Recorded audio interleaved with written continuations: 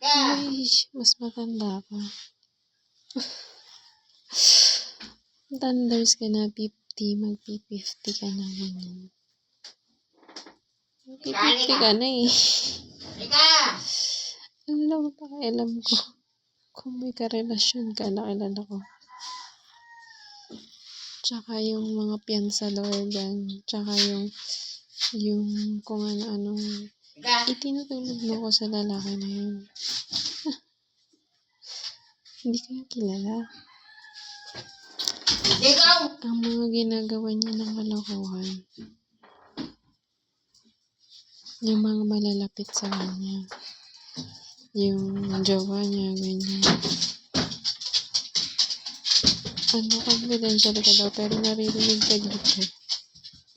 Dinig na dinig pa. Tapos, tumira pa kayo dyan. Ay, sa mga kakilala ko, naririnig ko kayo.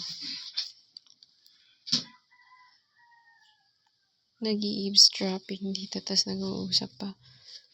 Hindi rin makapal yung mukha, no? Babaliktarin mo pa ako. Wala akong ginagawa. Just in case na may gawin ako, siguro kikita ako ng malaki doon. Tiyan mo, nandito pa rin ako hanggang ngayon. Sabi niya, hindi daw ako makaka-arya sa'yo. Pinapatawa mo naman ako eh.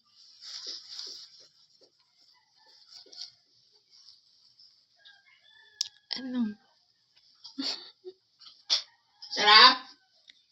Pumupunta ka pa dyan sa kung saan para, ang tawag dito, makipagtsoktsakan. Dinig na dinig yung pag-ungon mo, paggawa mo ng kalokohan, ganyan. Tapos yung ritual mo, ano ba yun? Parang, kung kailan ako tumanda sa kama ko ginawa ng kung ano-ano. Nalalaman ko rin naman. Wala na akong naiintindihan eh, tapos inulit mo na naman. Pero, nadidinig lang naman sila dito, parang may amplifier siya. Hindi lang ako yung nakakarinig sa'yo. Pero, wala ka namang hiya, so, okay lang siguro yan. Ano? Nakalis ka pa? Sabi ng kakilala mo dyan, di ka na daw makakalabas. Nakalabas ka?